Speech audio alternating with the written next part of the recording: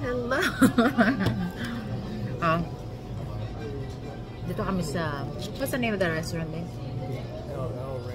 El Rey del Taco. So pumunta kami dito sa El Rey del Taco. So pag pumunta ka sa mga restaurants na ganito, meron silang parang Mexico vibe yung dating. So pag unang pasok mo sa restaurant nila, magsaserve sila ng chips. So yung chips nila Salsa. may salsa yan. So ito yung parang kagaya sa atin to, yung may tomatoes, tapos may jalapeno. So yung jalapeno is parang fire pepper na maanghang. So titikman natin ngayon kung gaano kaanghang. Kasi mahilig sila sa super maanghang talaga. So ganito siya. Yan. Mas ganyan. Kaya mo nga kainin? Kaya mo kainin? What? Sige nga. With the salsa. Maanghang? Huh? Spicy? I'm gonna pepper that. So, tingnan natin kung gaano ba kaanghang. Isn't that spicy? Kasi yung jalapeno na tinatawag nila dito, sobrang anghang yun. So, ito na. The perfect bite. Try natin kung kakayanin ng anghang natin.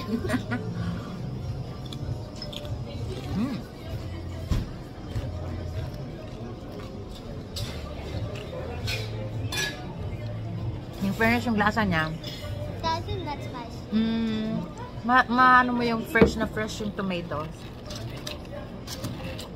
Tapos, may konting anghang siya. Pero kaya mo. Kaya mo yung anghang. Masarap.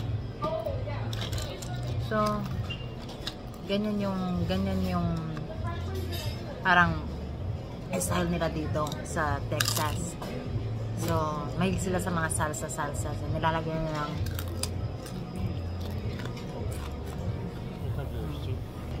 so, yung in-order ko, tawag nila caldo de res. Pero sa atin, bulalo yun.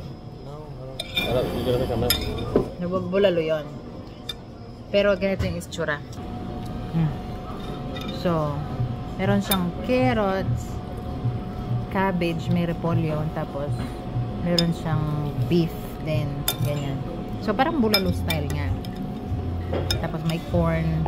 Ang pagkakaiba ng bulalo style nila dito, ng caldo ang tawag nila, meron siyang tomato sauce. Na sa atin wala. Hindi natin nilalagyan ng tomato sauce yung bulalo natin. So, titikman natin to.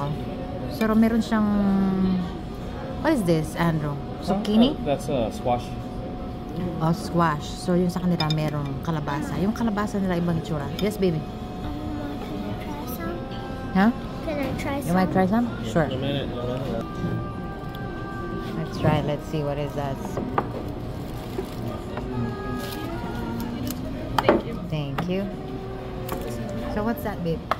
Oh, the taco.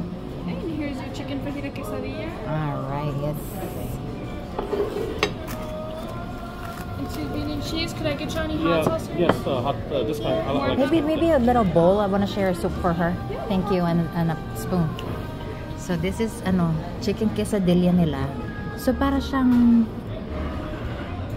yung flavored chicken, tapos nilagyan nila ng parang mozzarella. Tapos meron silang ganito yung flour na tortilla.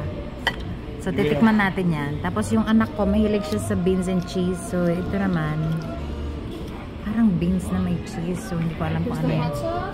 And the silverware. Thank you. Also, you got a spoon? Another one? Give me one. Thanks. Tapos yung rice nila, Spanish rice ang tawag dyan. So, meron siyang tomato sauce. Andrew ordered, Cheese enchiladas. Cheese enchiladas. Rice and beans. Rice and beans. Ewan ko, it looks weird yung cheese enchilada, pero cheesy, more cheesy flavor yan. More of cheesy. So, ayan. So, kakain na kami. Ciao!